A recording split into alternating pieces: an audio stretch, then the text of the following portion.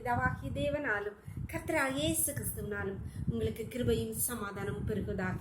நாளிலும் கூட நமக்கு ஜீவனை தந்ததும் அல்லாமல் தயை பாராட்டினார் அல்லவா, அவரை துதிக்கலாமா?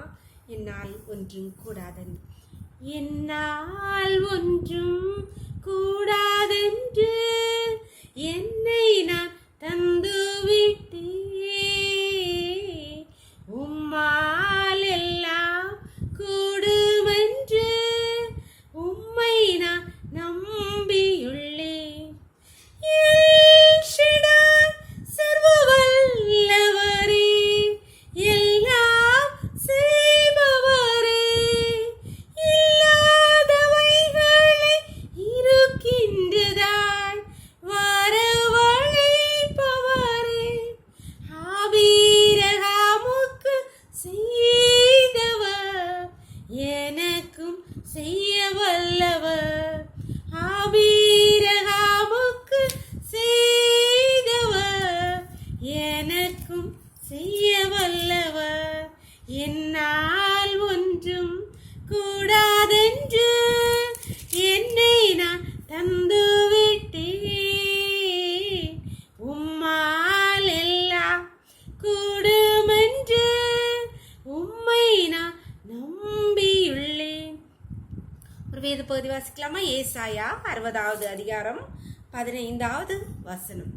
நீ நெகிழப்பட்டதும் கைவிடப்பட்டதும் ஒருவரும் கடந்து நடவாததுமாயிருந்தார், ஆனாலும் உன்னை நித்திய மாட்சிமையாகவும் தலைமுறை தலைமுறையாகவும் மகிழ்ச்சியாகவும் வைப்பேன். அன்பான தேவனுடைய பிள்ளைகளே, ஒடுக்கப்பட்டு நெருக்கப்பட்டு கவலையோடு கண்ணீரோடு ஒருவரும் கடவாதது, யாருமே நம்மளை விசாரிக்க கூட வரலையே, ஏக்கத்தோடு கவலையோடு கண்ணீரோடு யார் யாரெல்லாம் இருக்கீங்களோ உங்களை பார்த்து தான் இன்னைக்கு கர்த்தர் சொல்கிறார், உன்னை நித்திய மாட்சிமையாகவும் மகிழ்ச்சியாகவும் வைப்பேன் என்கிறார்.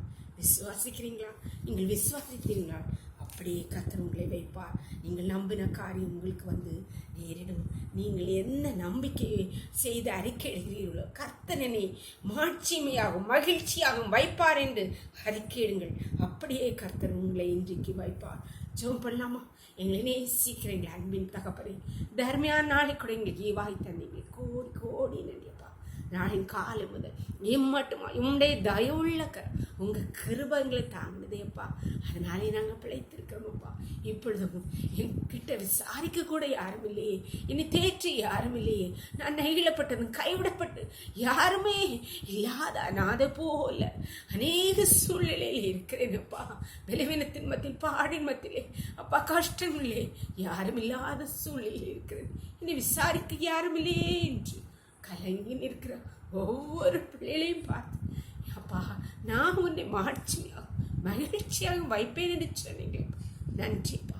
உடைய பிள்ளைகள் ஒவ்வொருவரையும் அப்படியே வைத்திரு அப்பா. உடைய வார்த்தையை நம்பி அறிக்கையிடுகிற நம்புகிற ஒவ்வொரு பிள்ளைகளையும் நீர் மாட்சிமையாகும் மகிழ்ச்சியாகவும் வைக்கிறபடியாக கொடா கொடி நன்றி அப்பா. இது அப்படியே வைப்பீராக. உடைய கருத்தை தாழ்த்தி தருகிறோம். இந்த இரவுக்குள்ளே மூடி மறைச்சுக்கோ. சகல துதியும் கனம் வல்லமையும் பலனும் ஞானம் தேவாதி தேவன் ஒருவருக்கே செலுத்துவோம். இயேசுவின் 3 ஜெபங்கள் நல்ல தந்தை, ஆமென். God bless you. கர்த்தர் உங்களை ஆசீர்வதிப்பாராக. ஆமென்.